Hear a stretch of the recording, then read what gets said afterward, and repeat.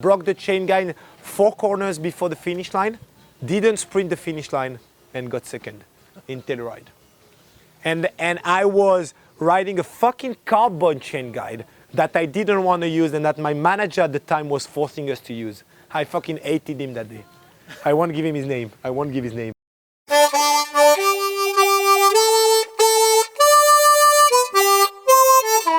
First of all, it's been always a lot of respect between Steve and I. And I think, I mean, it was from my side, and I'm pretty sure it was, and I'm 100% sure it was mutual, you know. I mean, we had a rivalry, and this rivalry wasn't individual. This rivalry was built up also by the fact that the Brits against the French was a big battle. A lot more than the individuality. So the whole community was trying to bring this up together. And then we had the skin suit and the visor story that built it up. And then I would say all the community kind of built up this thing. But if we bring it down to individuality, I don't think it's been ever any real animosity in between one and the other. I don't think so. Because, I mean, let's put that straight. If you are a real racer, and if you are a real competitor, there is no way you cannot respect the people that are beating you. Because that's how you learn.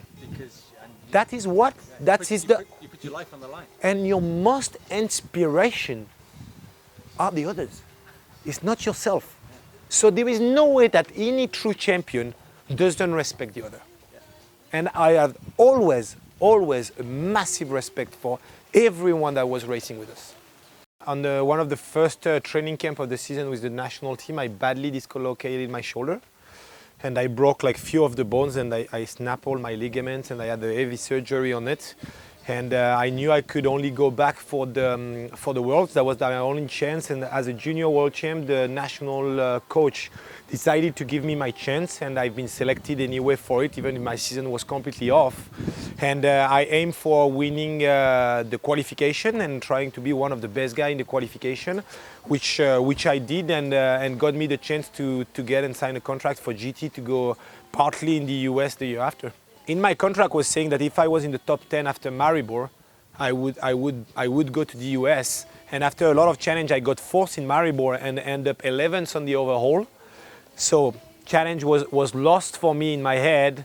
And but 48 hours later, I received a mail from Andrew Henrik. That was one of the directors at GT at the time that built Crank Brother after this and is now managing Intense, still in the industry, and actually tell me a few days ago that the reason he called me was that Eric Carter and Steve Pitt told him that I should go to the US and perform there. So, I mean, Steve is the one, as I told you, that managed to get me in the US, and I will remember all my life when I went to the US, I won my first NOBA over there, coming first time on American soil, and the week after I won my first World Cup ever in 2000 in Mont Saint Anne, and that was led by Steve, and actually I remember that time where Michael Pascal that won the quali on that race actually came down with a flat. He was the last rider, and I remember all my life having Steve taking me up in the arm in the air, and I have this image in my head where I mean, he was as happy as I was of having me winning, and I think it's what we see in Steve is like he's capable to share his passion, share his riding, and be happy for others as well as much as he is for himself when he wins. And that's definitely one of the tight moments I had with Steve, or the tightest for sure. A lot of people have been good in junior and not making the step to the elite. Like Sam transferred well from... Yeah, well, Sam, Troy Brosnan, and I can tell you plenty of names that didn't. Like Julian Camellini, like Julian Pomance, that's been world champion in 2000. It's name that no one knows and that didn't actually make the step. And the Finnish guy won in Cairns 1996, never made the step either. So I'm saying there is some people that actually cross the step and some that doesn't as well. And I think he also comes with maturity, he comes with a certain approach of racing, and he also comes with the environment that you build around yourself, you know? Like some people are capable to actually bring people around to keep your progression ongoing, and we can list thousands of talented riders, but talented riders that actually become racers and that actually are capable to become champion is again like different level. I don't consider myself as a very skillful rider, even if I know how to ride. But I know that I am a strong racer and very good in competition. So I think it's all a matter and a big mix. And I was talking about environment because you need to be capable to create a team around yourself that will build you up. And being now on the other side and with the Canyon Factory Racing team that I'm managing now and I'm putting together, or not managing but putting together, I can see that the synergy in the group that you are building is almost more valuable than the individual competences that are in that group. So it's a big mix, it's very important, and I think it was one of my strengths to actually have people around that could support me and bring me forward. In the UCI we're looking at obviously TV and commitment of everyone, and if you do remember well, they were tempted to make track shorter, to get times. Gross amount was 2 minutes. It was 2 minutes, and even a track like Mont Saint-Anne, we start halfway compared to what we used to start because they wanted the sport to become tighter and more committed and more visual for the TV. So UCI was trying to kind of mold the sport in a way that I wouldn't say was bad, but it was in a way that maybe wasn't suiting 100% discipline.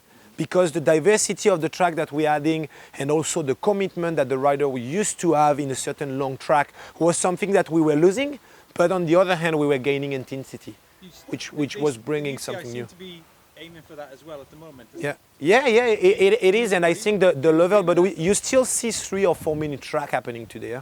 Yeah. And today, if you look at the time gap in between the top 5 of last World Cup that we saw, is nothing, because they're all fast rider.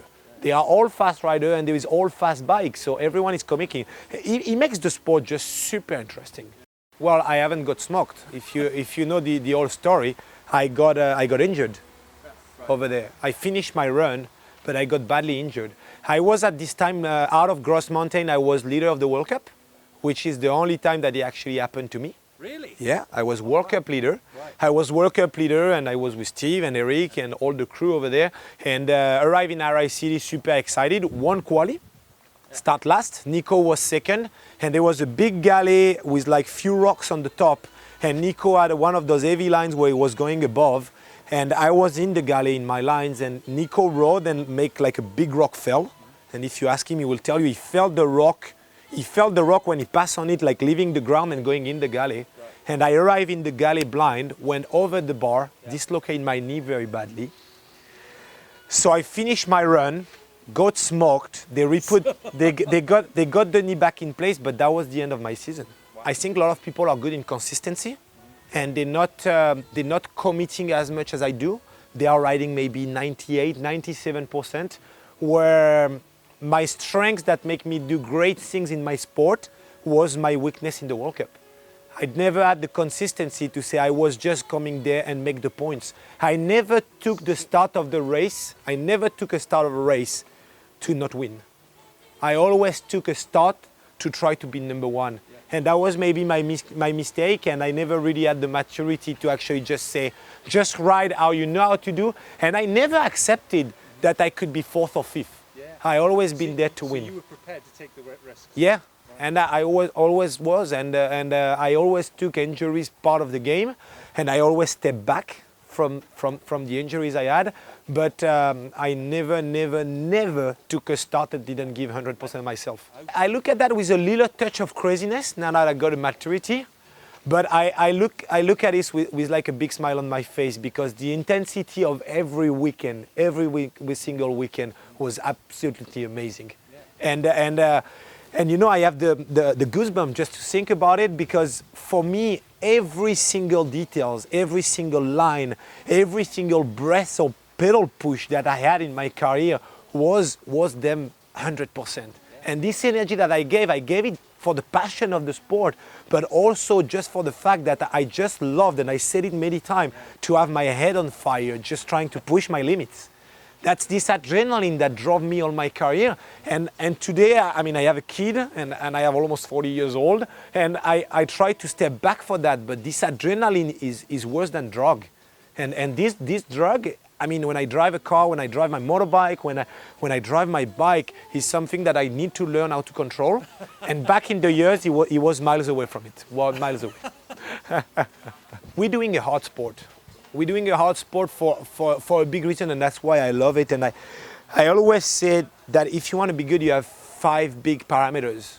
And we probably already said that, but the first one that is a big part of the game is obviously your technicity on the bike, your skills. The second one is your physical capacities. That is something that we train. And I never wanted to avoid or to be a weakness, you know. The third one is the technicity, the mechanical part of the bike. That's something that some people now, because of skill, are trying to not think about, but that's a mechanical sport. Look at Gwyn this weekend, look at Gwyn in Andorra. You need to make it to the bottom. And the bike is a big continuity of your body to reflect what the ground is going. Like when you are a skier, that's your skis. When you are a runner, that's your shoes. We have a complete bike that is doing this. So that's considering the tire, the wheel stiffness, your handlebar, your frame, your suspension. That's a complete, as much as you will take care of your forearm, your biceps, your shoulder. It's a complete scheme that is going. When you see yourself moving, you're moving with the bike. The fourth parameter is your tactic. The tactic of racing. There is race management there. There is a big race management that you don't avoid. And the last one, and not the least important, is the mental. Is your capacity to bring yourself as close to the limit. And that's what makes real champion.